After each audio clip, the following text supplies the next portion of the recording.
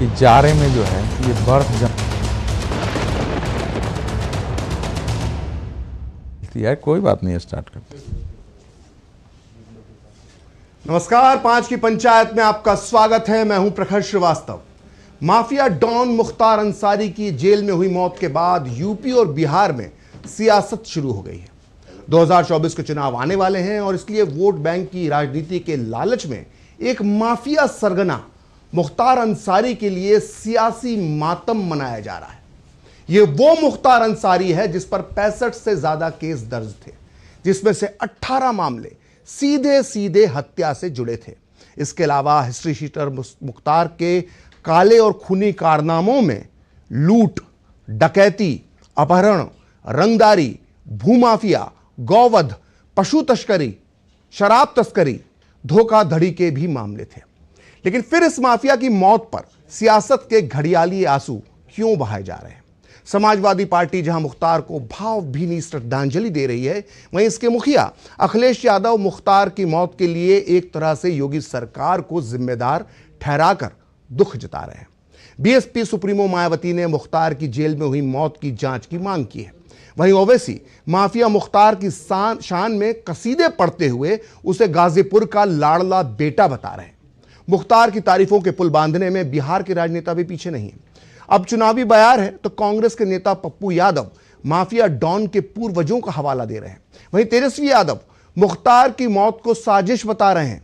आज 5 की पंचायत में हम इसी मुद्दे पर चर्चा करेंगे कि आखिर एक माफिया की मौत पर विपक्ष क्यों मातम मना रहा है, एक सरगना की मौत पर विपक्ष क्यों शोक मना रहा है, अगर मर गया माफिया तो विपक्ष क्यों रोया, और सबसे बड़ा सवाल यह है कि एक गैंगस्टर की मौत पर सियासत क्यों हो रही है। आइए देखते हैं चर्चा से पहले कि प्रतिक्रियाओं का दौर क्या है।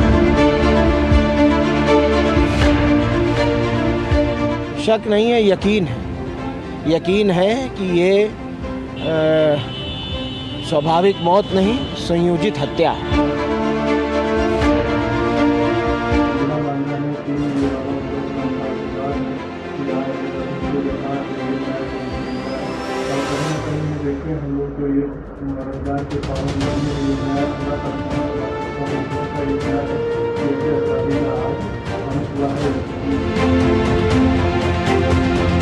हमको तो भगवान बाबा विश्वनाथ पे पूरा भरोसा था।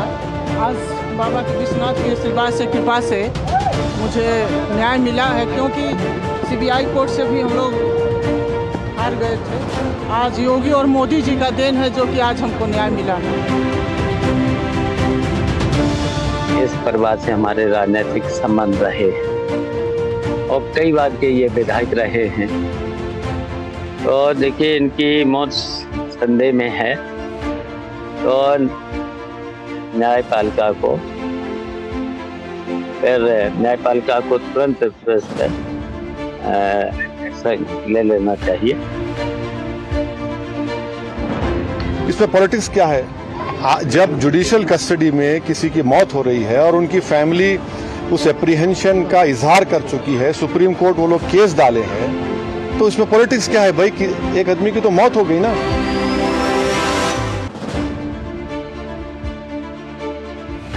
कि योगी जी की सरकार कानून का राज स्थापित कर रहे हैं, पूरी न्याय मिल रहा है, समाज में शांति है, सद्भाव है, सबको लेके सबका साथ सबका विकास कर रहे हैं। और इस तरह के आरोप बेबुनियाद है। मुख्तार अंसारी ने कुछ समय पहले ही धीमा जहर देने जाने का आरोप लगाया था। उसके बाद भी प्रशासन ने कोई संज्ञान उसका नहीं लिया। इसकी उच्च स्तरीय न्यायिक जांच होनी चाहिए, इसकी जांच भी होनी चाहिए। और इसको अगर आप जंगल राज नहीं कहेंगे तो और क्या कहेंगे? उत्तर प्रदेश में किस तरह से बुलडोजर राज कहें या अपराधी राज, इसके पहले भी जो पुलिस के कस्टडी में हत्या हो गई थी, तो बहुत सारे शक और शंका उत्पन्न हो रहे हैं। और जब उनके पुत्र का इस तरह का आरोप है और बयान है, इसे गंभीरता से लेना चाहिए, इसकी जांच होनी चाहिए। इस हकीकत को नज़रअंदाज कर रहे हैं कि चाहे वो इलाके मऊ रहे हों, आजमगढ़ रहा हो, बलिया रहा हो, गाजीपुर रहा हो या आसपास के इलाके रहा हो, वो हमेशा जो है उन इलाकों को जो है वो कामरेडों का गढ़ कहा जाता था। वो कामरेडों का गढ़ जो है वो क्रिमिनल्स का गड्ढा कैसे बन गया? जहाँ तक सवाल है, इसमें वहाँ के प्रशासन ने इस बारे में अपनी बयान दिया है और अनफॉर्चुनेटली कुछ लोग इस तरह के मुद्दों पर भी इमोशनल एक्सप्लॉइटेशन उसका करके सियासी रोटियां सेकने की कोशिश कर रहे हैं।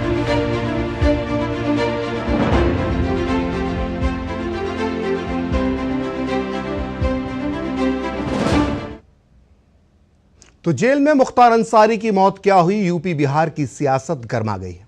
माफिया मुख्तार के लिए क्यों सियासी आंसू बहाए जा रहे हैं और इसका असर क्या 2024 के चुनावों में यूपी बिहार पर पड़ेगा? इस मुद्दे पर बात करने के लिए हमारे साथ मौजूद हैं समाजवादी पार्टी के प्रवक्ता मोहम्मद आजम, वहीं हमारे साथ जुड़ चुके हैं संदीप मिश्रा जो बीजेपी का पक्ष रखेंगे। इसके अलावा जाने माने राजनीतिक विश्लेषक अवधेश कुमार जी भी हमारे साथ हैं। थोड़ी देर में हमारे साथ कांग्रेस का पक्ष रखने के लिए राहुल लाल और यूपी पुलिस के रिटायर्ड डीजीपी ओपी सिंह भी हमारे साथ होंगे। आप सभी का बहुत बहुत स्वागत है डीडी न्यूज़ में। मोहम्मद आजम, शुरुआत में आपके साथ करना चाहता हूं क्योंकि सबसे ज़्यादा जो बयान मुख्तार के पक्ष में वो आए हैं, जो वो समाजवादी पार्टी की तरफ से आए हैं। एक एक्स हैंडल पर समाजवादी पार्टी का जो आधिकारिक बयान था वो मैं यहाँ पर पढ़कर सुनाना चाहता हूँ। सवाल से पहले एक्स हैंडल में समाजवादी पार्टी के आधिकारिक हैंडल से लिखा गया कि पूर्व विधायक श्री मुख्तार अंसारी जी का इंतकाल दुखद है। ईश्वर उनकी आत्मा को शांति दे। शोकाकुल परिजनों को यह असीम दुख सहने का संबल प्राप्त हो। विनम्र श्रद्धांजलि। बात यहीं तक नहीं है, इसके बाद आपके सुप्रीमो अखिलेश यादव का बयान आता है। वो एक्स पे लिखते हैं कि जो हुकूमत जिंदगी की हिफाजत ना कर पाए उसे सत्ता में बने रहने का कोई हक नहीं है। मेरा सवाल मोहम्मद आजम आपसे यह है कि जो व्यक्ति 18 व्यक्तियों की हत्या में इन्वॉल्व था, क्या उनके परिवारों को जब इस तरह के बयान समाजवादी पार्टियों के नेताओं के आते हैं तो क्या उन्हें ठेस नहीं पहुंचती होगी? प्रखर जी, सवाल जिन लोगों की उन्होंने हत्या की थी या उन्होंने जो अपराध किए थे वो इस वक्त शायद वो विषय नहीं है। विषय ये है क्या उत्तर प्रदेश की जेलों में लोगों के जीवन सुरक्षित हैं या नहीं है। सवाल सबसे बड़ा ये है। जेल आदमी जाता है तो ये मान के जाता है कि जेल में हमारा जीवन सुरक्षित होगा और संविधान में आर्टिकल 21 भी कह रहा है कि आपको अपने जीवन की रक्षा का पूरा अधिकार है। तो यहाँ जीवन रक्षा के अधिकार का हनन हो रहा, वो चाहे मुख्तार अंसारी का केस हो, चाहे अतीक अहमद, अशरफ, विकास दुबे और मुन्ना बजरंगी, तमाम ऐसे केसेस हैं जहाँ जीवन रक्षा के अधिकार का हनन हो रहा है। और अगर एक आदमी कस्टडी में है, चाहे पुलिस की कस्टडी में हो, चाहे जेल में हो या कोई भी जुडिशियल कस्टडी में हो, तो वो सरकार की जिम्मेदारी बनती है। बस एक मिनट में मैं पूरा कर रहा हूँ। तो सरकार की जिम्मेदारी बनती है और उसका उत्तरदायित्व और अधिकार है कि वो उसकी जीवन की रक्षा करे। सवाल सबसे बड़ा ये है जी। लेकिन एक बात मुझे बताइए कि आपने जो पूरे कैदी के अधिकार बताए, क्योंकि आप जो बता रहे हैं वो एक कैदी के अधिकार बता रहे हैं, एक व्यक्ति के अधिकार बता रहे हैं, वो जेल के अंदर बंद है। लेकिन जिस तरह से मुख्तार ने पूरे 3-4 दशक तक जो आतंक मचाया यूपी में, जो हजारों परिवार उसके पीड़ित रहे, जिस तरह से उसने माफिया राज की स्थापना करी और इसमें समाजवादी पार्टी का बहुत बड़ा हाथ था इस परिवार के ऊपर, तो ऐसे व्यक्ति का अगर वो सामान्य मौत, एक मौत जो हार्ट अटैक से वो मरता है जैसा कि अभी तक नजर आ रहा है, क्योंकि परिवार के साथ जो बातचीत हुई है उसमें भी वो बार बार अपनी बीमारी का जिक्र कर रहा है, उसे लेकर सियासत क्यों की जा रही है? समाजवादी पार्टी के नेता उसे रॉबिन हुड क्यों बनाना चाहते हैं? उसके लिए इस तरह की श्रद्धांजलि क्यों दी जा रही है अगर सिर्फ ये मामला सिर्फ एक कैदी की मौत से जुड़ा हुआ है तो? प्रखर जी, मैंने अभी शुरू के अपने वक्तव्य में यही कहा कि सवाल बिल्कुल ये नहीं है कि हम लोग उनको रॉबिन हुड बनाना चाहते हैं या हम अपराधी। हम कौन होते हैं उन्हें रॉबिन हुड बनाने वाले और अपराधी बनाने वाले? ये तो कोर्ट का विषय है, कोर्ट तय करेगी। हमारा विषय ये है कि दो हत्या के मामलों में सजा मिल चुकी है। हमारा विषय यह है कि अगर उत्तर प्रदेश का नागरिक है, अगर उसे पुलिस उठा के ले जाती है तो उसे मार नहीं डालना चाहिए, उसकी कस्टोडियल डेथ नहीं होनी चाहिए, चाहे वो जेल में हो चाहे पुलिस हिरासत में हो। हर नागरिक के अपने जीवन रक्षा का अधिकार है और उत्तर प्रदेश कानून का राज्य की बात करता है। कानून के किसी भी राज्य में इस बात की इजाजत नहीं दी जाती है कि आप किसी को जहर दे के मार दे, किसी को सामने से गोली के मार दे। आप ही कैसे कह सकते हैं कि जहर देकर मारने की बात आप कैसे कर सकते हैं? जी, जहर देकर मारने की बात आप कैसे कर सकते हैं? मैं ये तो आपने विस्तार रिपोर्ट अभी से चेक कर ली है या आप पोस्टमार्टम करने वाले डॉक्टरों की टीम में शामिल थे? के लिए आप इनके मामले में शक की निगाह रख सकते हैं। अतीक अहमद और अशरफ और विकास दुबे के केस में आप क्या कहना चाहेंगे? वहां तो स्पष्ट तौर पे गोली मारी जाती है और गाड़ी पलटा के हत्या की जाती है। These are the murders. ठीक है, संदीप मिश्रा जी, और अशरफ का केस मर्डर है या नहीं है? ठीक है, विकास दुबे का केस मर्डर है या नहीं है? विकास दुबे का केस इनकाउंटर है। विकास दुबे का केस इनकाउंटर है। जी नहीं, तथ्यों को दुरुस्त कीजिए। विकास दुबे का केस जो है वो इनकाउंटर है। ठीक है, डॉक्टर हमारे साथ संदीप मिश्रा जी भी हैं, बीजेपी का समर्थक है। और ठीक है, मैं आपके सवालों का जवाब संदीप मिश्रा जी से ले रहा हूं। जी आजम जी, मैं आपके सवालों का जवाब संदीप मिश्रा जी से ले रहा हूं। संदीप मिश्रा जी बीजेपी के समर्थक हैं और साथ में एडवोकेट भी हैं। संदीप, आपने अभी बात सुनी होगी मोहम्मद आजम की, और उन्होंने कहा कि एक नागरिक के अधिकार की बात है, एक कैदी के अधिकार की बात है। चाहे वो जेल में हो, चाहे वो जेल के बाहर हो, उसे सुरक्षा मिलना चाहिए और ये सरकार का दायित्व होता है। तो क्या सरकार अपना दायित्व निभाने में नाकाम साबित हुई, खासकर उत्तर प्रदेश की सरकार? देखिए, अगर हम देखें तो मुख्तार अंसारी के पूरे मामले में क्या सरकार ने विधि द्वारा निर्धारित प्रक्रिया का पूरा पालन किया है? तो जवाब बिल्कुल सकारात्मक पक्ष में जाता है, क्योंकि जैसे ही इनकी तबीयत बिगड़ती है एम्बुलेंस से मेडिकल कॉलेज ले जाया जाता है। दूसरी बात, परिवार के लोगों को पूरी इंफॉर्मेशन दी जाती है उनके स्वास्थ्य के बारे में। जैसे ही मृत्यु होती है तुरंत उन्हें इंफॉर्मेशन दी जाती है। तो इन सब बातों पे कहना, और हमारे जो समाजवादी पार्टी के प्रवक्ता हैं एनकाउंटर और प्राकृतिक मृत्यु का अंतर नहीं समझ पा रहे हैं।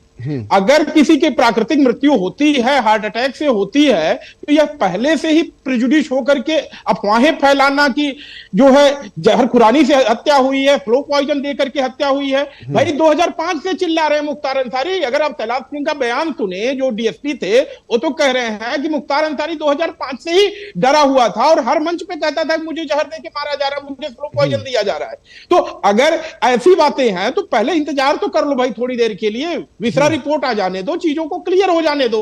दूसरी बात, एक बात और मैं ऐड करूं यहां पे जी, कांग्रेस के जो लोग हैं कह रहे हैं जांच और न्याय। मैं कह रहा हूं बिल्कुल दोनों ही होना चाहिए। न्याय यात्रा निकालने वाले मणिपुर से मुंबई तक एक बार नित्यानंद राय के लिए क्यों नहीं कुछ बोल रहे हैं? आखिर एक तरफ अपराधी की तरफ ही जाके क्यों खड़े हो जा रहे हैं? मान लेते हैं चलिए एक सेकंड के लिए हत्या ही हुई हो, लेकिन क्या नित्यानंद राय की नृशंस हत्या नहीं हुई थी? दूसरी बात, जांच होनी चाहिए। जांच इस बात की होनी चाहिए कि जेल के अंदर इनको बैडमिंटन खेलने के लिए किसने अवेलेबल कराया। जांच इस बात की होनी चाहिए कि डीएसपी शैलेश सिंह के साथ जो कार्यवाही सरकार ने की, उस सरकार के खिलाफ जांच होनी चाहिए, उन जिम्मेदार लोगों के खिलाफ होनी चाहिए। तो जांच भी होनी चाहिए और न्याय की भी बात होनी चाहिए, लेकिन एक तरफा नहीं होनी चाहिए। जी ठीक है, हमारे साथ कांग्रेस का पक्ष रखने के लिए राजनीतिक विश्लेषक राहुल लाल जी भी जुड़ चुके हैं। राहुल जी, आपका बहुत बहुत स्वागत है डीडी न्यूज में।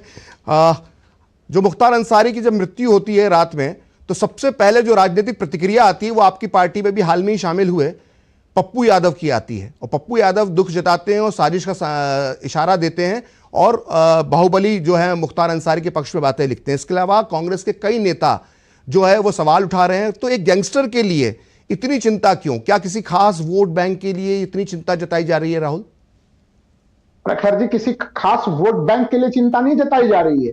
यह चिंता जताई जा रही है कि किस प्रकार से जो संवैधानिक तमाम जो कानून व्यवस्था, लॉ एंड ऑर्डर है, वो उत्तर प्रदेश में कैसे चौपट हो गई। और एक तरह से इस देश में रूल ऑफ लॉ है कि नहीं है, कानून की कुछ धाराएं है कि नहीं है। प्रखर जी, जेल में कोई कैदी अगर बंद है तो उसके सुरक्षा की और भी बड़ी गंभीर जिम्मेवारी सरकार के ऊपर हो जाती है।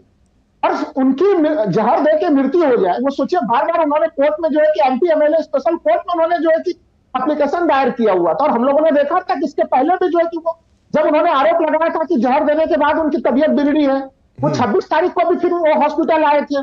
तो वो 19 मार्च को जो लगातार वो आरोप लगा रहे हैं, उसके पहले भी कह रहे हैं कि उनको धीमा जहर दिया जा रहा था। राहुल जी, वो तो संदीप मिश्रा जी तो ये कह रहे हैं, आपके जो को पैनलिस्ट है संदीप मिश्रा जो बीजेपी समर्थक हैं, वो कह रहे हैं कि 2005 से मुख्तार ये बार बार ये बात कहते रहे कि उन्हें जहर दिया जा रहा है, जहर दिया जा रहा है, कोई पहली बार नहीं लगाया। तो क्या जहर जो 2005 में दिया गया उसका असर जाके 2024 में हुआ? नहीं, देखिए, हाल के समय में उन्होंने जो भी गंभीर आरोप लगाया और उसके बाद जिस तरह से उनकी तबीयत बिगड़ी प्रखर जी, उसको जिस तरह से हल्के वे में भारतीय जनता पार्टी के जो है कि संदीप जी जो प्रकट कर रहे हैं, ये अत्यंत दुखद विषय वस्तु है। ये सवाल इसलिए गहरे होता है, उत्तर प्रदेश सरकार और बीजेपी के सरकारों को इसलिए भी सवाल खड़े होते हैं कि ये धर्म विशेष के ऊपर टारगेट करने में लगे हुए हैं। अतीक और अशरफ, सुन लीजिए, आप नहीं बोला था, सुनिए पहले। अतीक और अशरफ की हत्या कैमरे के सामने में हुई, पूरी दुनिया ने देखा। कौन सी सच्चाई, कौन सी चीजें आप सामने में लेके आज आप अतीक की चर्चा करने के लिए बैठे हुए हैं। पूरी दुनिया ने देखा था, सामने चाहिए आप लोगों को। ध्रुवीकरण की राजनीति में देखिए प्रखर जी, दो शब्द स्पष्ट तौर पर दिख रहा है। राहुल, सबसे पहले तो किसी ने धर्म विशेष की यहाँ पर बात की नहीं। जहां तक जो मैंने सुना उसमें किसी ने धर्म विशेष की बात नहीं की। आप ही कर रहे हैं, शायद आप ही को उनके वोट बैंक की चिंता है, इसीलिए आप बार बार धर्म विशेष का नाम लेकर बात करना चाहते हैं। मैं तो कह रहा हूं खुलकर बोल दीजिए, मुस्लिम वोट बैंक बोल दीजिए ना खुलकर। इतना क्या धर्म विशेष शब्द का इस्तेमाल कर रहे हैं? अच्छा ये बता दीजिए, ब्रिजभूषण शरण सिंह के ऊपर कितने गंभीर किस्म के आरोप लगे प्रखर जी? उनके ऊपर ना तो कोई बुलडोजर जाकर उनकी कोई गिरफ्तारी होती है। तो आपको अगर माफियाओं को खत्म करना है, ये माफियाओं को खत्म करने का तरीका होता है। भारतीय संविधान को पढ़ लिया पहले संदीप जी।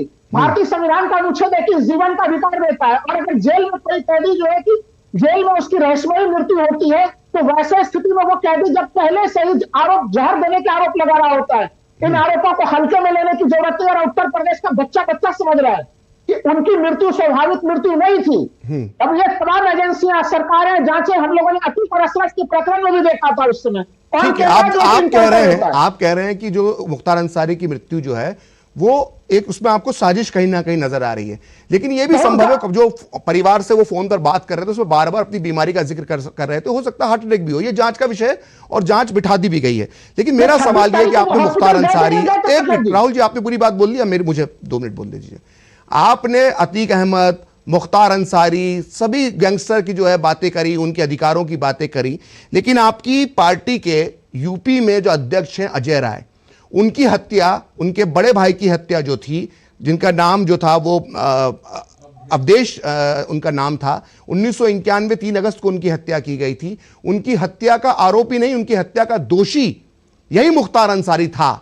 तो इस तरह से किस तरह से बदल सकते हैं आप लोग? देखिए, बिल्कुल बदलना नहीं है। कोई अजय राय ये नहीं कह रहे कि उनको जो है कि देखिए वो संघर्ष कर रहे हैं न्यायिक प्रक्रिया के द्वारा सजा देने के लिए, और आप उन्हीं के हत्यारे के भाई को जो है ग्लोरीफाई करने की कोशिश कर रहे हैं, उसके अधिकारों की बात कर रहे हैं। अधिकारों की बात नहीं है, यह है रूल ऑफ लॉ। इस देश में जंगल राज रहेगा या फिर जो है कि रूल ऑफ लॉ रहेगा, उसके बारे में चिंता है। वो अजय राय इतने बड़े नेता हैं आपकी पार्टी के कि प्रधानमंत्री मोदी के सामने उनको आपकी पार्टी ने उम्मीदवार बनाया।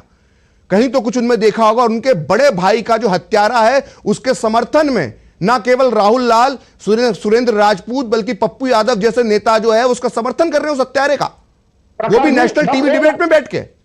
प्रखर जी, एक लाइन में सुन लीजिए। कांग्रेस पार्टी है, कांग्रेस पार्टी प्रतिशोध जो है कि वो संवैधानिक संस्थाओं, कानून, रूल ऑफ लॉ के अनुसार लेती है। वो कोई जो है कि जंगल राज में कांग्रेस पार्टी विश्वास नहीं करती है। अजय राय जी की हत्या हुई, उनके भाई की हत्या हुई, बहुत दुखद चीज है। लेकिन अगर कोर्ट कह देता कि जहर खिला के मारना, जहर खुरानी कर देते। लेकिन अगर उत्तर प्रदेश सरकार और केंद्र की भारतीय जनता पार्टी सरकार अगर जहर खुरानी गिरोह में तब्दील हो जाएगी और उस तरफ जाते हुए कोई संकेत मिलेंगे, तो फिर ये बहुत गहरे संकेत है।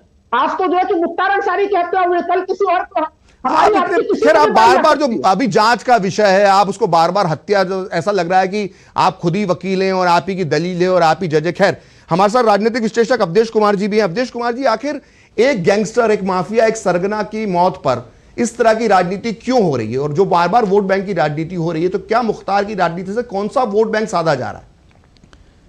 कि मैं सामान्यतः बहुत ज़्यादा कठोर शब्द प्रयोग नहीं करता हूं, लेकिन जो कुछ अभी बोला गया, जो बोला जा रहा है, ये शर्मनाक है। ये मतलब शर्म भी इसके सामने शर्मा जाएगा कि कैसे इस समाजवादी पार्टी तो के शासन काल में जेल की हालत क्या थी। मुख्तार जब जेल में बंद था, गाजीपुर जेल में, तो उस समय के बताते हैं कि वहाँ का डीएम एसपी आता था और अंदर बैडमिंटन उसके साथ खेलता था।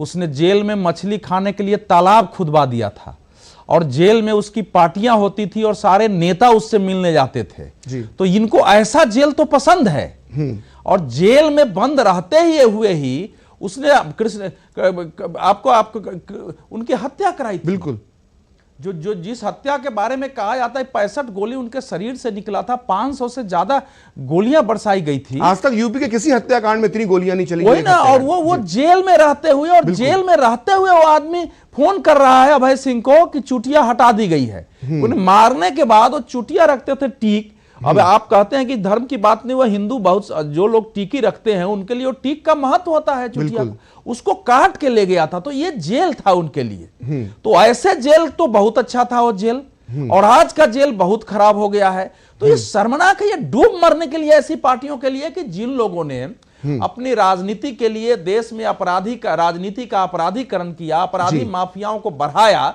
ये जो मुख्तार अंसारी है, जब दंगे हुए थे मऊ में, तो ये बाजाब्ता कर्फ्यू लगा हुआ था और अपनी गाड़ी पर बंदूक के साथ और अपना LMG लाइट मशीन गन लेके घूम रहा था, और पत्रकारों ने उसकी फोटो ली थी, वो समाजवादी। और जब उसको पकड़ा वहां के शैलेंद्र जी, वहां जो DSP थे, तो बता रहे हैं, अब उन्होंने लिखा, बाद में जाके बोला है, और उन्होंने अपने रेजिग्नेशन लेटर में लिखा है कि मुझे रेजिग्नेशन लेने के लिए मजबूर किया गया है क्योंकि मुलायम सिंह यादव हर हाल में उसको छुड़ाना चाहते अवधेश जी, मैं आपको एक रोकना चाहूंगा, क्योंकि आपने जो DSP शैलेंद्र सिंह की बात की है, तो हमें शैलेंद्र सिंह का क्या आरोप है ये हमें सुना देना चाहिए। मैं अपनी PCR टीम से निवेदन करूंगा कि शैलेंद्र सिंह का जो है वो एक बार बाइट सुनाए कि उन्होंने मुख्तार की मौत के बाद क्या कहा है। बात 2004 की है, जनवरी की है, आज से 20 साल पहले की है। और मुख्तार अंसारी का जो भय का साम्राज्य था वो चरम पे था, और सरकार द्वारा जब समर्थन ऐसे माफियाओं को हो जाए तो आप समझ सकते हैं। मैंने अभी आपसे कहा कि वो खुली जीप में मऊ दंगों में घूमता था, जहाँ कर्फ्यू लगा है, किसी की हिम्मत नहीं हुई उसके प्रति कुछ बोल दे, कार्रवाई की तो छोड़ दीजिए। और उस समय मैंने लाइट मशीन गन रिकवर की। आज तक उत्तर प्रदेश में केवल एक ही रिकवरी है, न उसके पहले कभी हुई, न 20 साल हो गया अब तक हुई है। और उसमें पोटा भी लगाया, क्योंकि पोटा एग्जिस्ट करता था। तो मैंने स्टैंड लिया उसके प्रति कि नहीं, ये गलत है और ये इसको जेल जाना होगा। लेकिन मुलायम सिंह की सरकार तत्कालीन अल्पमत की सरकार थी, किसी भी कीमत पे इसको बचाना चाहते थे, और उन्होंने अंत में हम लोग पर प्रेशर बनाया, अधिकारियों पर प्रेशर बनाया। जब कोई नहीं सुना तो IG जोन जो थे उनका ट्रांसफ़र, DIG रेंज का ट्रांसफ़र, SSP STF हमारे थे उनका ट्रांसफ़र, और अंत में ऐसा माहौल बनाया गया कि मुझे भी रिज़ाइन करना पड़ा 15 दिन बाद ही। लेकिन मैंने रेजिग्नेशन में लिखा और जनता के सामने इस चीज़ को रखा आप लोग के माध्यम से कि देखिए, जनता पॉलिटिकल सिस्टम में आप ही ने चुना है इस सरकार को, और किस तरह की ये सरकारें चल रही हैं कि जो माफियाओं के निर्देश पे काम कर रही हैं। तो अवधेश जी, सुना आपने, सीधे सीधे मुलायम सिंह पर आरोप लगा रहे हैं, क्या कहेंगे आप आगे? मैं तो देखिए, मैं कम से कम 20 बार इसके एरिया में गया, उससे भी ज्यादा गया हूंगा। इसके घर तक मैं गया हूं, इवन जेल में रहने तक, यहां तक कि अभी योगी आदित्यनाथ की सरकार ने इतनी कड़ाई की थी, लेकिन 2022 तक के चुनाव में मुझे लोग बता रहे थे कि अभी भी जो पुराने पुलिस अफसर हैं वो अभी भी इससे आदेश लेते हैं, और उस एरिया में अभी भी आपको ठेकेदारी करनी है तो आपको बहुत सारे लोगों को इससे मिलकर काम करना पड़ रहा है, और अभी तक इसके साम्राज्य को खत्म करना संभव नहीं हुआ है। पूरे एरिया में एक कोई दुकान नहीं खोल सकता था बड़ा, और इस टाइप के व्यक्ति को जो दंगे कराया, 68 केस है, 8-8 मुकदमे में जिसको सजा हो चुकी है, तो किसकी शय पर हुआ? खुलकर बोलिए, किसकी शय पर हुआ?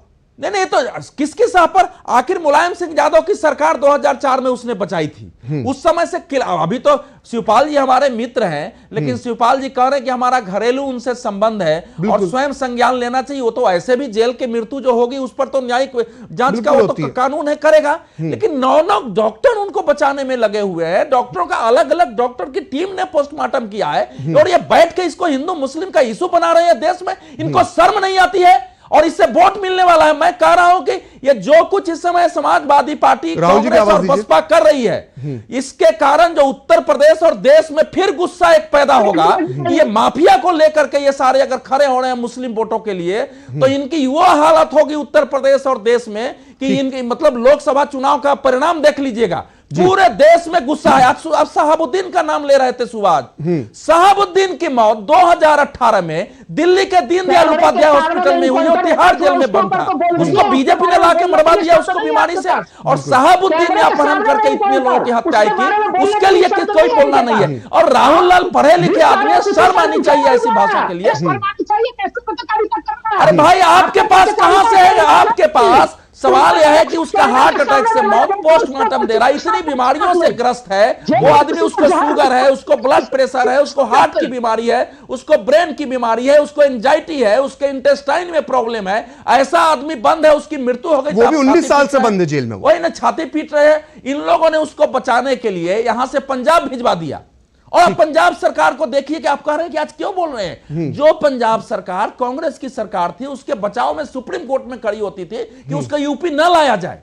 ये देश के सामने का इतिहास है। तो ये सब लोग अभी जो कर रहे हैं, मैं सुप्रीम कोर्ट की फटकार के बाद जो है फिर उसको यूपी लाया गया। मैं ये राहुल जी मैं आपके पास भी आऊंगा, संदीप जी आपके पास भी आऊंगा। मैं एक खत्म हो रहा है अवधेश जी मैं ये कह रहा हूं कि ये जो देश में राजनीति का अपराधीकरण हुआ उसके सब अंतिम अवशेष थे, लेकिन जिन पार्टियों ने देश में राजनीति का अपराधीकरण किया, अपने लगातार पराजय से, सत्ता से वंचित रहने से उनको लगता है कि फिर उस आधार पर इन सब की ताकत हमको मिलेगी और चुनाव जीत जाएंगे। तो ये अब संभव नहीं है। देश बदल गया है, समय बदल गया है। ठीक है राहुल, मैं आपके पास आऊंगा, संदीप जी आपके पास भी आऊंगा। मोहम्मद आजम, जो भी हमने बाइट सुना, जो हमने अभी इंटरव्यू सुना डीएसपी शैलेंद्र का, कि किस तरह से मुलायम सिंह सरकार ने एलएमजी बरामद जब करी थी मुख्तार अंसारी की, अगर वो एलएमजी पे कार्रवाई हो जाती तो शायद कृष्णानंद राय की हत्या नहीं होती। लेकिन उसके बाद भी जिस अधिकारी को अवार्ड मिलना चाहिए था, मेडल मिलना चाहिए था, उसको मुलायम सिंह की सरकार ने प्रताड़ित किया और उसे नौकरी से इस्तीफा देना पड़ गया। सीधे सीधे आरोप लग रहे हैं कि अगर यह मुख्तार अंसारी माफिया मुख्तार अंसारी बना तो इसके पीछे सिर्फ और सिर्फ समाजवादी पार्टी और काफी हद तक बीएसपी जिम्मेदार है, इसके अलावा कोई जिम्मेदार नहीं। कांग्रेस पार्टी भी, उसके भाई को तो कांग्रेस ने भी टिकट दिया था, उसके परिवार से कांग्रेस के संबंध थे। ये मोहम्मद आजम, इस पर आप क्या कहेंगे? कांग्रेस ने बढ़ावा दिया, बाद में जब समाजवादी पार्टी आई। नहीं राहुल जी मैं आ रहा हूं आपके पास, पहले मोहम्मद आजम को जवाब देने दीजिए। सभी पार्टियों ने उसको, कांग्रेस, समाजवादी पार्टी, बसपा, तीनों ने किया है। भाजपा की सरकार है, सुनिए प्रखर जी, पिछले 30 सालों में 15 साल भाजपा की सरकार रही है लगभग, और 12-13 साल समाजवादी पार्टी और बसपा की सरकार रही है। तो 15 साल में इन्होंने क्या किया कि जो माफिया बन गया भाई, सारा आरोप समाजवादी पार्टी और बसपा और कांग्रेस पे। 15 साल में इन्होंने उन आरोपों की जांच क्यों नहीं की, उसका निस्तारण क्यों नहीं किया? ये तो सुप्रीम कोर्ट में वादा कुछ भी करते हैं। सुप्रीम कोर्ट में जब रोपड़ जेल से ट्रांसफर था तो भाजपा की राज्य सरकार ने वादा किया था कि ऐसी कोई घटना नहीं होगी, सुरक्षा की पूरी जिम्मेदारी देते हैं। लेकिन ये तो सुप्रीम कोर्ट में वादा करके भूल जाते हैं। इन्होंने 92 में भी बाबरी मस्जिद के लिए भी वादा किया था सुप्रीम कोर्ट में कि ढांचे, विवादित ढांचे को कोई नुकसान नहीं पहुंचेगा। लेकिन विवादित ढांचे देखिए कहां से कहां आप पहुंच रहे हैं। आप सीधे बताइए ना, जो सारे आरोप हैं, एक जो हमारी स्क्रीन पर जो डीएसपी शैलेंद्र दिखाई दे रहे हैं, वो सीधे सीधे आरोप लगा रहे हैं कि मुलायम सरकार ने दबाव डाला, मुलायम सरकार के प्रश्रय के अंदर मुख्तार अंसारी जो है वो इतना बड़ा जिन्न बन गया कि पूरे यूपी में उसने माफिया राज स्थापित कर लिया।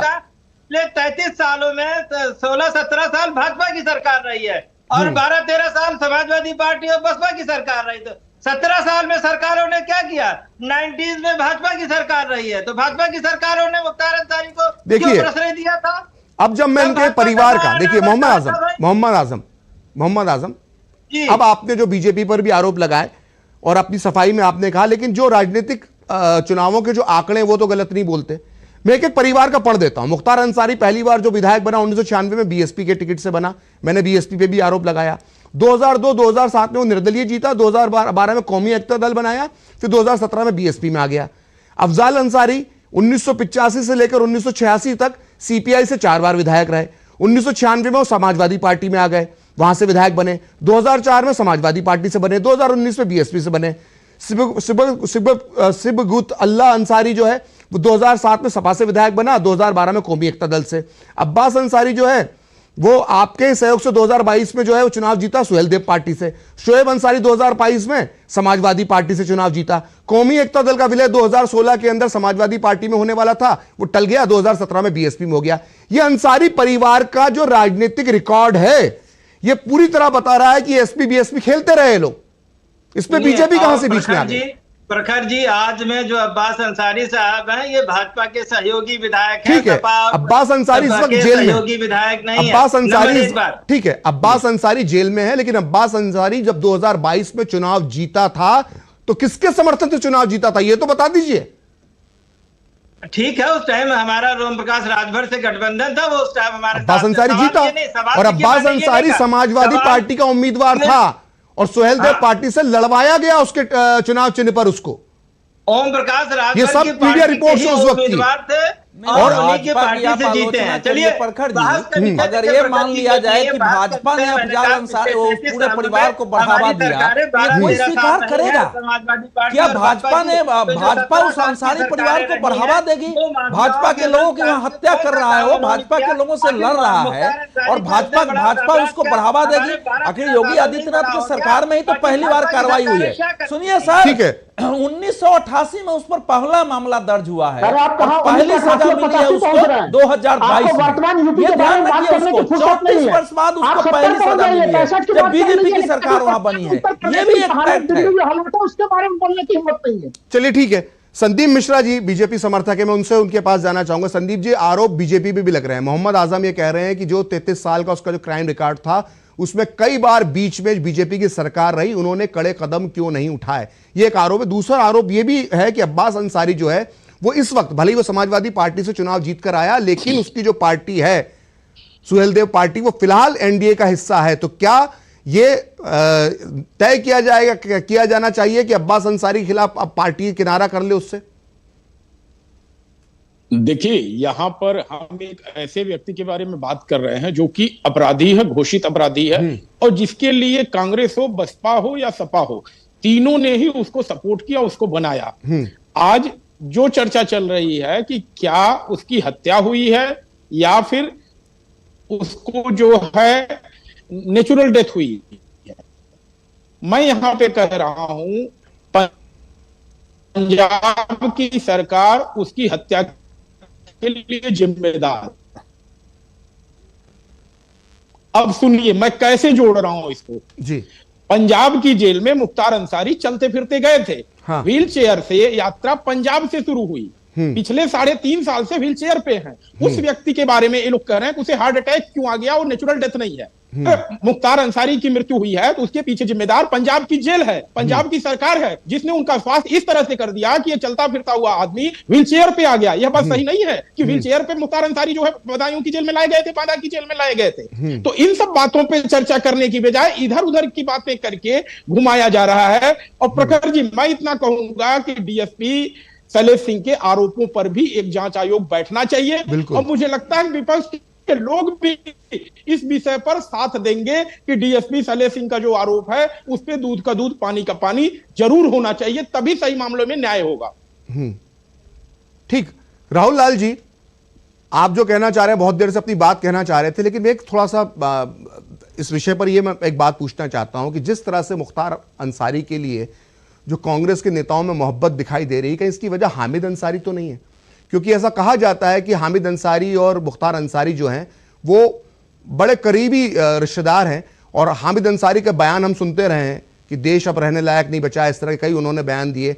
तो क्या ये सॉफ्ट कॉर्नर इसलिए मुख्तार अंसारी के लिए कि हामिद अंसारी के साथ उनका रिश्तेदारी है? राहुल लाल प्रखर जी, किसी की रिश्तेदारी किसी के साथ भी हो सकती है। कांग्रेस पार्टी इस पूरे प्रकरण में जो स्पष्ट राय रख रही है और रखना चाहिए किसी भी तार्किक व्यक्ति को, वो कारण यह है कि रूल ऑफ लॉ इसको लेके हम लोग अगर 70 के दशक में पहुंच जाए, कैदी के अधिकार की बात हो गई, एक व्यक्ति के अधिकार की बात हो गई, उससे आगे बढ़े वो आप 2 बार बोल चुके। नहीं, मैं अभी राहुल जी जितना जेल में बंद कैदियों के अधिकार पर डिबेट नहीं है। डिबेट ये है कि एक माफिया की मौत पर मातम क्यों मनाया जा रहा है। राहुल लाल जी, आप विषय नहीं समझ पा रहे। देखिए टॉप पढ़िए ऊपर, अगर आप उस वक्त डीडी न्यूज देख पा रहे हो तो टॉप बैंड में जो लिखा है वो हमारा विषय है। विषय ये नहीं है कि जेल के अंदर एक कैदी के अधिकार क्या होते हैं। विषय ये है कि एक माफिया के मारे जाने पर सियासी घड़ियाली आंसू क्यों बहाए जा रहे हैं। एक माफिया, अगर वही तो मैं बार बार कह रहा हूं कि सवाल ये भी है कि माफिया किसके राज में पनपा, किसने उसे माफिया बनाया। प्रखर जी, नंबर 1 चीज मैंने पहले भी कहा, माफिया के मौत को स्वागत किया जा सकता था अगर कोर्ट के आदेश से होता ये चीज, लेकिन अगर कोर्ट के आदेश से नहीं हो रहा है और रूल ऑफ लॉ का उल्लंघन हो रहा है तो फिर सवाल उठेंगे। जो लोग 70, 80, 90 के दशक की बात कर रहे हैं उन्हें वो दृश्य याद नहीं आ रहा है कि कैमरे के सामने में किस तरह से इनको जो एक छोटा एक अपराधी नया सा आता है टीवी। अभी राहुल जी आपको बुरा लग जाएगा, राहुल जी अभी आपको बुरा लग जाएगा। 84 के सिकंदर आपने कोर्ट के आदेश से किया था। सिखों का कत्लेआम जो हमने कोर्ट के आदेश से किया था, कैसी बातें करते हैं बिना सर पर की, बिना सिर पर की बातें मत करिए। उसको लेके क्या कहेंगे आप? नहीं, इतना न्याय और कानून की बातें सब आप कर रहे हैं, आप सीधे सीधे कहिए ना, मैं निंदा करता हूँ।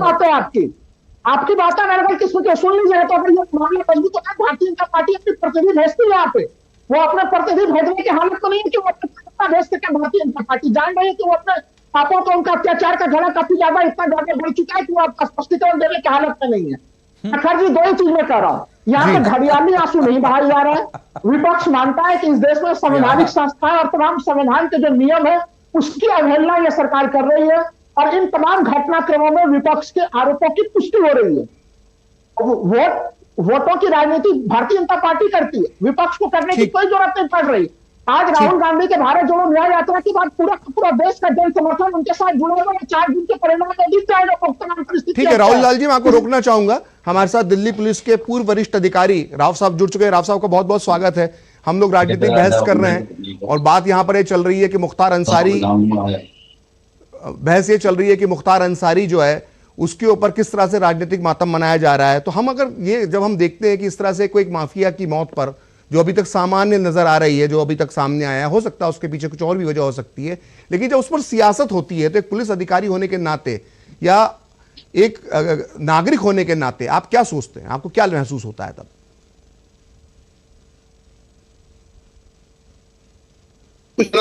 बात की बात समझ में नहीं है। लगता है राव साहब तक हमारी आवाज नहीं पहुंच पा रही है। अवधेश जी, जो मैंने आपसे पहला सवाल था उसमें आपने बात तो अपने एक सवाल का जवाब तो दे दिया था, लेकिन दूसरे सवाल का जवाब जो मेरा नहीं मिल पाया मुझे, वो ये था कि ये जो मातम मनाया जा रहा है मुख्तार की मौत पर, या मातम मनाने का जो ढोंग किया जा रहा है, जो दिखावा किया जा रहा है, ये किस वोट बैंक को साधने के लिए किया जा रहा है? स्पष्ट शब्दों में जानना चाहता हूं। नहीं, ये तो स्पष्ट है इस देश में कि जिस राजनीति को भारत की जनता ने त्याग दिया, पराजय की हताशा में कुछ विरोधी पार्टियां इस देश में, ये पहले एक लगता था कि अगर मुसलमानों का वोट नहीं मिला तो उसको बहुमत नहीं मिलेगा केंद्र में। देश की जनता ने नरेंद्र मोदी के नेतृत्व में इस मिथ को ध्वस्त कर दिया। उत्तर प्रदेश में बगैर मुसलमान के कोई पहुंच ही नहीं कर सकता है सत्ता में। अब बीजेपी ने जो है पूर्ण बहुमत लेके इसको ध्वस्त कर दिया, लेकिन अभी भी पार्टियों को लगता है अच्छा मुसलमानों में भी जो लोग लिबरल हैं, जो समाज का काम कर रहे हैं, जो हिंदू मुस्लिम एकता के लिए बाकाई काम कर रहे हैं, उनके पक्ष में इस ढंग से कोई खड़ा नहीं होता है। तो इस समय यह है कि मुख्तार अंसारी को एक हीरो बना देना उसमें कि पहले जहर दिया गया तो इससे मुसलमानों हाथी का मत हो जाएंगे, तो उन सबको, तो उससे जो है मुसलमानों में एक गुस्सा पैदा होगा पूरे देश में, और वो इनके साथ खड़े, क्योंकि हमने अतीक अहमद में देखा है कि उसके लिए इस देश के मुसलमानों के कुछ एक मुट्ठी भर विशेष समूह ने स्पेशल नमाज आयोजित किया था। उसकी कामना की थी कि इसको जन्नत मिले, और उसके आधार पर बयान आया था। लेकिन देखिए इसमें एक दूसरी बात जो मैं कह रहा हूं, ये लोग सारे जो प्रश्न उठा रहे हैं, ये कहानी और है। जब यहां से उसको ले जाया गया रोपड़ जेल में, तो रोपड़ जेल में जिसमें 25 कैदी को रहने की जगह थी, उसमें अकेले मुख्तार अंसारी को रखा गया था। कि जब आम आदमी पार्टी की सरकार आई है तो उसके जेल मंत्री ने विधानसभा में बयान दिया कि उसकी पत्नी उस जेल के बगल में कमरा लेके किराए पर रहती थी, और जब चाहती थी मिलने आती थी, और शान से उसको खाना मिलता था, वो रखा जाता था। उसने कहा कि भैया दुष्यंत दवे का तो 50 लाख का फी मैं नहीं देने वाला हूं, उन्होंने लड़ा है। तो ये जो पूरा का पूरा एक पूरा तंत्र है इस देश में जो ऐसे लोगों की रक्षा करता रहा है, वो पॉलिटिकल पार्टियों में भी है, उनके सलाहकार भी हैं, वो सारे सबको बता रहे हैं कि मोदी को हराना है, तो ऐसे इशू को खड़ा करो, ऐसे इशू को खड़ा करो तभी हरा सकते हो। इसलिए समाजवादी पार्टी, समाजवादी पार्टी बसपा से लेकर बिहार तक में आरजेडी जैसे में एक होड़ लगी हुई है इसके समर्थन में बयान देने की, और मैं समझता हूं कि देश की जनता इसको सुन रही है कि क्या इस देश में एक माफिया डॉन अपराधी के पक्ष में खड़ा होने वाले नेताओं पार्टियों को फिर से सत्ता में लाया जाएगा, या इनको स्थायी रूप से सत्ता से देश विदा करेगा। ये इस चुनाव में तय हो जाएगा। की संख्या 2017 से 2022 में बढ़ गई। आप तो ऐसे आज बोल रहे हैं जैसे मुख्तार अंसारी एक महान स्वतंत्रता सेनानी हो, और उसकी मृत्यु पर देश को गमगीन होना चाहिए, तो आपकी भाषा का उत्तर तो दिया नहीं जा सकता है। आप उसके जनाजा में जाइए, वहाँ कल उसका सुबह जो है सुबह मोहम्मदाबाद में उसका जनाजा निकलना है, उसमें जाइए और वहाँ शोक व्यक्त करके आइए। देश इस समय उसके मृत्यु पर शोक नहीं, देश ये मान रहा है कि आने वाले समय में इस सत्ता के द्वारा किसी माफिया को, अपराधी को, बाहुबली को संरक्षण नहीं मिलने वाला है। उसको या तो न्यायिक दृष्टि से उसका समाधान, उसका अंत होगा, या फिर स्वयं अपने आप मौत मरेगा, लेकिन अब वो कार्रवाई नहीं कर सकता। 111 विधायक क्यों है, दागी विधायक को नहीं चुनते? प्रखर जी, इनसे तू मैं तो करूंगा नहीं, क्योंकि जो कुछ भी बोल रहे हैं मुझे उस पर हंसी आती है, और आपके सवाल का जवाब इसलिए भी नहीं होता। ठीक है राहुल, मुद्दे उठाते हैं उसका उत्तर देना पड़ता है। ठीक है राहुल, बोलिए, आप बोलिए, अपनी बात बोलिए। मैं कह रहा हूं कि एडीआर के आंकड़ों को देख लीजिए ना। अगर आप राजनीति में अपराधीकरण की चर्चा करें तो हम प्रोत्साहन दे रहा है। उत्तर प्रदेश में आप 2017 में कितने बीजेपी के दागी विधायक थे? आज के समय में 111 जो है कि गंभीर आपराधिक मामलों में नामजद विधायक है उत्तर प्रदेश में। भारतीय जनता पार्टी का रिकॉर्ड सबसे खराब रिकॉर्ड है पार्टियों में, सभी पार्टियों में। क्या ये आंकड़ा राहुल गांधी अपने घर से दे रहे हैं? इस समय अगर सबसे ज्यादा संकट है तो बीजेपी है संकट, वो अपराधीकरण को बढ़ाने उसके साथ जनता को देखना पड़ेगा। मैं ये चीज कह रहा हूँ। और यही कारण है कि ब्रिजभूषण शरण सिंह सरीखे लोगों के ऊपर जब दिल्ली पुलिस गंभीर धाराओं में केस दर्ज करती है, उनकी गिरफ्तारी तक नहीं होती है। क्या ये सवाल नहीं पूछा जाएंगे? बिल्कुल बिल्कुल बिल्कुल पूछा जाना चाहिए। और हमारे साथ संदीप मिश्रा है। संदीप मिश्रा, मुख्तार अंसारी के मृत्यु के दिन यह सवाल जरूर प्रासंगिक है, क्योंकि ऐसा है देश देख रहा है कि आप लोग कहीं पे निगाहें कहीं पे निशाने बता रहे हैं। इस समय मुख्तार अंसारी के पक्ष में जो पार्टियां खड़ी हो रही हैं, जो पार्टियां इस समय छाती पीट रही हैं, उनके बारे में राहुल लाल के मुंह से एक शब्द नहीं निकल रहा है।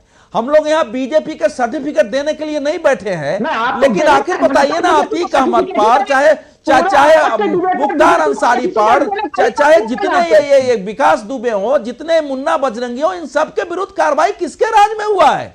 ये भी तो जनता देख रही है देश में। तो आपके कहने से, आपके छाती पीटने से सच्चाई नहीं बदल जाएगी। अरे बीजेपी की आलोचना करिए ना, लेकिन मुख्तार अंसारी का सपोर्ट क्यों कर रहे हैं? उसको आप मसीहा बनाने पर क्यों आप लोग तुले हुए हैं कि मुख्तार अंसारी मसीहा था? अरे उसको इस समय मारने से बीजेपी को क्या लाभ होगा? पहला सवाल जी अवधेश जी, चाहे स्टूडियो वाले राहुल जी हो, चाहे स्टूडियो के बाहर वाले राहुल जी हो, दोनों लोगों का टेप जो है ना, जितना रिकॉर्ड कर दिया जाता है उतना ही बजता है। उसके ऊपर न सोचते हैं, न समझते हैं, न बोलते हैं। हाँ, तो यहाँ पर कितनी बार भी आप इनसे पूछेंगे, एक बार भी नित्यानंद के हत्यारों के लिए शब्द नहीं बोलेंगे। नहीं, नित्यानंद छोड़िए संदीप जी, राहुल जी जो है वो तो अवधेश राय के हत्यारों के लिए भी नहीं बोल रहे हैं, जो अजय राय के बड़े भाई थे, अजय राय जो मोदी जी के सामने लड़ रहे हैं कांग्रेस से। नहीं, मैं राहुल जी से पूछ रहा हूँ। राहुल जी के घर में पूजा पाठ हो रहा है, मिठाइयाँ बांटी गई है, जरा अजय राय जी के गांव में जाके देख लीजिए। राहुल जी, अवधेश जी कह रहे हैं कि आज अजय राय जी के घर में मिठाइयाँ बांटी गई हैं और पाठ पूजा हो रहा है, लेकिन आप है कि मुख्तार की शान में कसीदे पढ़े जा रहे हैं। मैं उनके सामने कसीदे नहीं पढ़ रहा हूँ, मैं सीधे आप कैदी के अधिकार की बात कर रहे हैं। मेरे कैदी के अधिकार भी छोड़ दीजिए, मैं तो स्वतंत्र न्यायपालिका की बात कर रहा हूँ। सरकारी न्यायपालिका भी न्यायपालिका की। देखिए 600 वाली चिट्ठी पे भी पहुंच गए भाई साहब। ठीक है, 600 वाली चिट्ठी पे भी पहुंच जाएंगे। ठीक है संदीप जी बोलिए, अपनी बात कीजिए। जी संदीप जी, अपनी बात कंप्लीट कीजिए। मैं कह रहा हूं राहुल जी, चाहे स्टूडियो वाले हैं, चाहे स्टूडियो के बाहर वाले, दोनों ही देश की नब्ज नहीं पहचान पा रहे हैं। नब्ज पहचानिए। आज 2 शब्द कह दीजिए उस परिवारों के लिए जिन लोगों की हत्या मुख्तार अंसारी ने की थी। शायद देश के लोग समझ जाएं कि राहुल जी की भी देश की भावनाओं के साथ और देश की जनता की भावनाओं के साथ जुड़े हुए हैं और उसके लिए सहानुभूति है। भाई जो हत्यारों को सजा दिला के दीजिएगा। नहीं, आप ये बताइए, सुनिए, नहीं, मुख्तार अंसारी क्या फुटबॉल खेलते हुए बालाजी जेल में गया था? मुख्तार अंसारी क्या फुटबॉल खेलते हुए जेल में गया है? एक मिनट संदीप जी, आपको भी रोकूंगा और राहुल जी आपको भी रोकूंगा। राहुल जी, मैं आपको बार बार सुन रहा हूं। मैं समझता था कि आप राजनीतिक विश्लेषक हैं, मैं आपको समझता था कांग्रेस के समर्थक है, मुझे नहीं मालूम था आप पोस्टमार्टम करने वाले डॉक्टर भी हैं। आप इतने दावे से कैसे बोल सकते हैं? क्या आप विसरा एक्सपर्ट हैं? अभी विसरा की रिपोर्ट जाएगी, उसका महीने भर बाद रिपोर्ट आएगी, तब मालूम पड़ेगा कि जहर दिया गया था या नहीं दिया गया था। या आप तो पोस्टमार्टम करने वाले डॉक्टर की तरह अपनी जो पोस्टमार्टम रिपोर्ट देना आपने शुरू कर दी यहां पर। जी संदीप जी, बात कंप्लीट कीजिए। परिस्थितियां बहुत कुछ कहती है प्रखर जी। अच्छा, अब आप जासूस भी हो गए, अब आप जासूस भी हो गए। मतलब पहले राजनीतिक विश्लेषक, कांग्रेस समर्थक, पोस्टमार्टम करने वाले डॉक्टर, और अब आप जो है जासूस भी हो गए। वाह, प्रखर जी, कट्टर ईमानदार केजरीवाल जी से वाला कैरेक्टर दिख रहा है जो है ना अपने घर के बाहर हर एक ड्रेस में तस्वीर लगाकर बैठता था। प्रखर जी, कट्टर ईमानदार केजरीवाल जी से दोस्ती हो गई है तो थोड़ी तो आएगी ना। राहुल जी कुछ तो आप बहुत आरोप केजरीवाल, राहुल जी आप एक राजनीतिक विश्लेषक हैं, कम से कम कुछ तो सोचिए। बोलने से पहले ये तो बोल सकते हैं कि आरोप है कि जहर दिया गया, मतलब जहर दिया गया। आप जैसे विस्तार रिपोर्ट चेक करके आ रहे हैं। नहीं, मैं तो देखिए मतलब आप तो ना पैनलिस्ट के ना राजा बाबू हैं जिसकी तस्वीरें लगी रहती है हर ड्रेस में अलग अलग, कभी वकील की ड्रेस में, कभी डॉक्टर की ड्रेस में, उस तरह का व्यवहार कर रहे हैं आप। खैर एक लाइन जी अवधेश जी, माफिया अपराधी होते हैं ना जी, ज्यादातर के उनके साथी उनकी हत्या करते हैं। हम लोगों ने देखा है बिहार में माफियाओं का दौर था, वो चाहे छोटन शुक्ला हो, बुटकुन शुक्ला हो, अशोक सम्राट हो, रामानंद सिंह हो, चंद्रशेखर सिंह हो, सबको उनके साथियों ने गोली मार दिया। तो अगर मान लीजिए वैसे तो इसकी हार्ट अटैक से मौत हुई, इतने लोगों को मौत की नींद सुलाया है, अपहरण किया है, उनके जमीन कब्जे किए हैं, उसमें कोई आदमी अगर प्रतिशोध के भाव से कोई वहां कर्मचारी बनकर जरा जहर भी उसको दे सकता है, मैं उसमें संदेह नहीं कर सकता हूं। लेकिन ऐसे लोगों का अंत ऐसे ही होता है, ये एक सबक है। और मैं इस देश से कहना चाहता हूं कि जो आपने सबक की बात करी, आपने सबक की बात की। मोहम्मद आजम बहुत देर से बातचीत सुन रहे हैं सबकी। मोहम्मद आजम जो सबक की बात कर रहे हैं अवधेश जी, आपकी पार्टी दो बार सबक उसे मिल चुका है। 2017 में चुनाव में हार की वजह यह थी कि अपराधीकरण जिस तरह से यूपी में बढ़ा था और जिस तरह से अपराध हो रहे थे, अपराधी को संरक्षण मिल रहा था माफ कीजिएगा, उसकी वजह से 2017 में समाजवादी पार्टी को हार मिली। 2022 में बीजेपी की तरफ से दावा किया गया कि उसने कानून व्यवस्था सुधारी है और उसको वापस से सरकार में आने का मौका मिला। दो बार हो चुका है। और अब फिर जब मुख्तार अंसारी और अतीक अहमद के समर्थन में जब समाजवादी पार्टी खड़ी नजर आती है, तो क्या आपको लगता नहीं है कि आपको सबक सीखना चाहिए? आगे भी भविष्य में आपको नुकसान हो सकता है। प्रखर जी, सवाल हमने शुरू में कहा था समर्थन नहीं है। उनके वकील जो है रणधीर सिंह सुमन जी ने 3 दिन पहले उन्होंने कोर्ट में ये आरोप लगाए थे। आरोप की वजह से शायद आप भी आज बैठे हुए हैं यहाँ चर्चा करने के लिए। अगर ये आरोप ना होता तो शायद ये आज चर्चा नहीं हो रही होती। तो सवाल आरोपे पे चर्चा का हो रही है। यकीनन आपका कहना सही है कि ये जांच का विषय है। जांच जब विस्तार रिपोर्ट आएगी तो ये कंफर्म होगा कि जहर दिया गया था कि नहीं दिया गया था। लेकिन जो हिरासत में मौत है ये सिर्फ मुख्तार अंसारी की नहीं है। बहुत सारी मौतें उत्तर प्रदेश में रोज पेपरों की कटिंग्स में आती हैं कि हिरासत में मौत हो रही है। तो हमारा विपक्ष होने के नाते समाजवादी पार्टी का कहना यही है कि जो हिरासत में मौत है वो हिरासत पर मौत पर हम चर्चा कर चुके। जेल के अंदर एक कैदी के अधिकार पर हम बहुत देर चर्चा कर चुके। ये जो आंकड़ा भी मैं आपको बता चुका हूं। आप कह रहे हैं कि आपकी एक यकीनन कानून व्यवस्था पे। मोहम्मद आजम साहब, आप ही के पास मैं आऊंगा। मैं सिर्फ एक बीच में एक सवाल आपने जो बात कही उसके आधार पर आपसे पूछ रहा हूं। आप कह रहे हैं समाजवादी पार्टी का सपोर्ट नहीं है। आपने पिछली बार 2022 के चुनाव में इस परिवार को 2 टिकट दे दिए, दोनों को चुनाव जितवा दिया, और अब आप कह रहे हैं कि नहीं, पार्टी का समर्थन नहीं है अंसारी परिवार के साथ, मुख्तार के परिवार के साथ, मुख्तार के साथ। ये तो दो मुंही बातें हुई ना।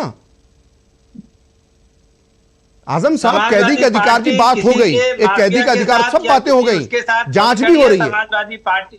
समाजवादी पार्टी का सिर्फ ये चाहती है कि रूल ऑफ लॉ, कानून का पालन हो। और आने वाले समय में जो ये तो मान लीजिए रूल ऑफ लॉ में ये भी तो आना चाहिए कि हमें किसे टिकट देना है, किसे टिकट नहीं देना है। रूल ऑफ लॉ में जेल में जेल में बैडमिंटन की बननी चाहिए खेलने के लिए, जेल में फोन होना चाहिए, जेल में मर्डर करवाने की सुविधा होनी चाहिए। ये है रूल ऑफ लॉ। मैं आप सभी को रोकना चाहूंगा, सरकार को मैं आप सभी को रोकना चाहूंगा, जब उसके कब्जे में हो व्यक्ति। मोहम्मद आजम साहब थोड़ी देर रुक जाइए। एलन राव साहब जो पूर्व डीसीपी हैं दिल्ली पुलिस के, हमारे साथ जुड़ गए हैं। आप एक कानून के रक्षक रहे हैं, पुलिस अधिकारी रहे हैं। जब आप देखते हैं कि एक मोहम्मद आजम साहब प्लीज, तो राव साहब, जब आप देखते हैं कि जब एक माफिया के मारे जाने पर, उसकी मौत पर जब इस तरह की सियासत होती है, वोट बैंक की राजनीति की जाती है, तो एक पुलिस अधिकारी के होने के नाते आप क्या महसूस करते हैं तब? राव साहब देखिए, मुख्तार अंसारी की जो मौत हुई है उस पर अफसोस करना तो ठीक है, लेकिन उस पर राजनीति करना बिल्कुल गलत है। और उसके बाद जो एलिगेशंस लगा रहे हैं उनके घर वालों के एलिगेशंस या दूसरे ऐसे एलिगेशंस जिनका कोई उचित लग नहीं रहा अभी भी, वो लगा रहे हैं। उसके बाद उनकी इंक्वायरी हो रही है, उसी इंक्वायरी तक की वेट करें और उसकी बिना वेट किए हुए उनके एलिगेशंस को सत्य बताते हुए इस पर राजनीति करना बिल्कुल उचित नहीं है। और पॉलिटिकल पार्टी चाहे कोई भी हो, उनको सबको कंस्ट्रेंट रखना चाहिए, अपने आप को देखना चाहिए। एक अपराधी की अगर किसी वजह से मौत हो गई, किसी वजह से नहीं है, ऐसे तो अपेरेंटली लग रहा है कि उनकी मौत हुई है हार्ट अटैक से, फिर उनका पोस्टमार्टम कराया गया है। जेल मैनुअल क्या कहते हैं, जेल का नियम क्या कहता है जब ऐसे कोई एक मौत हो जाती है, सामान्य मौत हो चाहे संदेहास्पद मौत हो, तो जेल प्रशासन क्या करता है, वो थोड़ा सा हमारे दर्शकों को बताइए। जेल में जब भी जेल के अंदर अगर कोई मौत होती है तो उसकी इंक्वायरी मजिस्ट्रेट के द्वारा होती है, इसमें कोई डाउट नहीं है। 176 सीआरपीसी का प्रावधान है, इसमें मजिस्ट्रेट उसकी इंक्वायरी करता है, सभी कंसर्न लोगों के स्टेटमेंट लेता है, हालात का जायजा लेता है, लोकल पुलिस को इन्फॉर्म किया जाता है और उसके बाद जो साक्ष्य अगर होते हैं, अगर सस्पिशियस सर्कमस्टांसेस में डेथ हुई है तो जो एविडेंसेस होते हैं उनका सारा निरीक्षण किया जाता है। निरीक्षण के बाद उनको जैसे इसमें पोस्टमार्टम बड़ा इंपॉर्टेंट है। तो क्या अभी तक आप लोग खबरों में पढ़ रहे हैं मुख्तार के केस में वो सारा प्रोसीजर फॉलो हो रहा है? बिल्कुल फॉलो हो रहा है, इसमें कोई डाउट नहीं है। उससे ज्यादा बहुत केयरफुली फॉलो किया जा रहा है। आम किसी अपराधी की मौत अगर होती है तो एक डॉक्टर के द्वारा पोस्टमार्टम होता है, यहाँ पर 3 डॉक्टर्स का बोर्ड बैठा के उसका किया गया है, उनका विश्रा प्रिजर्व किया गया है इस बात को रूल आउट करने के लिए कि कोई जहर की देने की स्थिति अगर बता रहे हैं तो वो विश्रा में मान लो 10 दिन पहले भी दिया हुआ होगा तो भी कोई न कोई रेशे उसके जरूर उसमें मिलेंगे।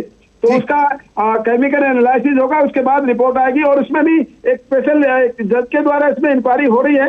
तो ऐसी राजनीतिक पार्टी को मैं नहीं समझता हूं कि इस प्रकार के ऐसे कोई ऐसे वक्तव्य देने चाहिए जो कि आम जनता के लिए। राव साहब, मेरा एक सवाल पुलिस के मनोबल से जुड़ा हुआ है। जब ये पूरा मुख्तार अंसारी का जब ये मामला सामने आया और अब जब उसकी मौत हो गई तो बार बार डीएसपी शैलेंद्र सिंह का नाम आ रहा है। आप भी उनके बारे में जानते होंगे कि उन्होंने एलएमजी जब्त की थी, उनको मेडल मिलना चाहिए था, उनको तारीफें मिलना चाहिए थी, उन्हें प्रमोशन दिए जाने चाहिए थे, लेकिन उल्टा उनका आरोप है कि मुलायम सरकार ने उनके ऊपर जो है वो फर्जी मुकदमे दायर करे, उन्हें प्रताड़ित किया, उन्हें नौकरी से रिजाइन करना पड़ा।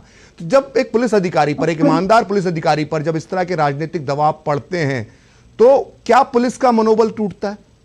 डेफिनेटली पुलिस का मनोबल, अगर कोई ऐसे प्रतिष्ठित अधिकारी, पुलिस अधिकारी अगर कोई अच्छा काम करता है, दूसरे पॉलिटिकली मोटिवेटेड होकर, मैं वैसे नहीं कहता हूँ, कोई भी पॉलिटिकल पार्टी उसके खिलाफ अननेसेसरी अनर्गल एलिगेशंस लगाकर उसकी चरित्र हनन करते हैं, वो बहुत गलत है, ये नहीं होना चाहिए। और इस प्रकार से जो भी पार्टी किसी के डेकोरेटेड ऑफिसर के बारे में या जिसने एकदम अपने कर्तव्य का निर्वहन अच्छे से किया है उसके बारे में कोई गलत बात कहना ये बिल्कुल सही है, सही नहीं है। और उसके बारे में अगर कोई एलिगेशंस भी अगर कोई पार्टी लगा रही है तो उसकी भी जांच होने के प्रावधान है। पुलिस में कोई भी ऐसे एलिगेशन लगते हैं, विजिलेंस डिपार्टमेंट है, सीनियर ऑफिसर्स हैं, इंक्वायरी होती है, कोई भी अगर किसी एलिगेशन में सत्ता पाई जाती है तो उस पुलिस ऑफिसर के खिलाफ कानूनी कार्रवाई की जाती है। लेकिन ऐसा जो एलिगेशन इसके खिलाफ लगा रहे हैं उसके खिलाफ कोई ऐसी, मुझे नहीं लगा कि कोई ऐसी कोई इंक्वायरी हुई है या उसकी इंक्वायरी करने के बाद उनके खिलाफ कोई बात हुई है। इस प्रकार से उनके नाम को लेकर इस प्रकार से नेशनल चैनल, आप जैसे नेशनल चैनल के ऊपर ऐसी बातें करना मैं उचित नहीं समझता हूँ। इन पॉलिटिकल जो लीडर्स हैं उनको रेस्ट्रेन करना चाहिए, अपने आप को रोकना चाहिए कि किस प्रकार से पब्लिक में किसी की इमेज को खराब करना बिल्कुल ठीक नहीं है। और जहां तक मुख्तार अंसारी की मौत की बात है, उसमें कानून के हिसाब से पूरी कार्रवाई की जा रही है और मैं समझता हूं कानून के हिसाब से भी ज्यादा केयरफुल होकर पूरा प्रशासन और पुलिस प्रशासन, जेल प्रशासन बहुत ज्यादा केयरफुल होकर इसमें कार्रवाई कर रहे हैं ताकि कोई भी ऐसी गुंजाइश, ऐसी किसी प्रकार की शंका का गुंजाइश ना हो कि कोई आदमी को कोई बात कहने की कोई मौका मिले। ठीक, अवधेश जी, अगर हम पूरे घटनाक्रम की बात करें और जब उस पूरे राजनीति हो रही है तो बार बार एक बात जो निकलकर सामने आ रही है, बीजेपी की तरफ से बार बार कई दिनों से दावा किया जा रहा है कि जब से योगी राज आया है तब से यूपी में माफिया कमजोर हुआ है। ये सिर्फ एक बात ही है या सही में धरातल पर नजर आता है कि माफिया कमजोर हुआ है? अवधेश जी, ये तो आप आम जनता से पूछ लीजिए। यूपी में उस टाइम पर जब योगी राज नहीं था तब लोग कितने भयभीत थे क्राइम से, और उसके बाद योगी राज के बाद कितने लोग खुश हैं वहां पर। आप देखिए नोएडा में, मैं बिल्कुल दिल्ली के नजदीक नोएडा है, मैं वहां देख रहा हूँ कितनी फल फूल रहे हैं, बिजनेस फल फूल रहे हैं, इंडस्ट्रीज फल फूल रहे हैं और कितने लोग खुश हैं। कोई भी ऐसे फिरौती मांग, पहले क्या एलिगेशन होते थे, कोई भी आदमी किसी से फिरौती मांगता था, अब किसी की हिम्मत नहीं है। तो लोग धरातल की बात मैं कर रहा हूँ। ये तो आपका विचार हुआ। हमारे साथ अवधेश जी है, उनसे मेरा सवाल यही है कि अवधेश जी, एक राजनीतिक पत्रकार होने के नाते आपको क्या लगता है कि बीजेपी के इस दावे में दम है कि जब से योगी राज आया तब से माफिया जो है वो डरा, भयभीत और सहमा हुआ है और अब जो है अपराध कंट्रोल हुआ है। क्या ये इस बात में सच्चाई है या सिर्फ एक बात ही? 1990 के दशक से बिहार के बाद दूसरा कोई स्टेट अगर राजनीति के अपराधीकरण की जकड़ में था, माफियाओं के जकड़ में था, तो उत्तर प्रदेश था। और यह बड़ी समस्या थी और वो राजनीति में, सत्ता में अफसरों के लिए काम करना मुश्किल होता था। तो बीजेपी को सत्ता में लाने के पीछे जो सबसे बड़ा कारण था 2017 में, वो यही था कि समाजवादी पार्टी के शासन काल में हमारी क्या दशा हुई है। जब मैं 2022 में चुनाव में घूम रहा था तो एक सब्जी वाले तक बोलते थे कि कुछ हो नहीं हो, अब हम आराम से देर रात तक सब्जी बेचते हैं और पास में पैसे रखते हैं, घर लेके जाते हैं। बिल्कुल सहमत हूं कि 2022 का चुनाव यही है। बिल्कुल अवधेश जी, 2022 का चुनाव भारतीय इतिहास में ऐसा पहला चुनाव था जो पुलिस के पक्ष में, पुलिस की तारीफ में लड़ा गया। पुलिस ने जो एक्शन लिए उसको एक मुद्दा बना के लड़ा गया और उसमें बीजेपी ने जीत हासिल की थी। समय का अभाव है, मैं सभी मेहमानों का यहां पर बहुत बहुत धन्यवाद देना चाहूंगा, आप हमारे साथ जुड़े, अपना समय निकाला। तो फिलहाल हमें इस मुद्दे को लेकर यही बात कहना चाहिए और यही बात समझना चाहिए कि एक कैदी के अधिकार हो सकते हैं, कुछ जेल मैनुअल कह सकता है, लेकिन राजनीति के नाम पर और चंद वोटों के नाम पर किसी माफिया को ग्लोरीफाई करना, उसकी शान में कसीदे पढ़ना उसकी मौत के बाद, कम से कम भारतीय राजनीति में इसकी जगह नहीं होना चाहिए। तो फिलहाल 5 की पंचायत में इतना ही। देखते रहिए डीडी न्यूज़।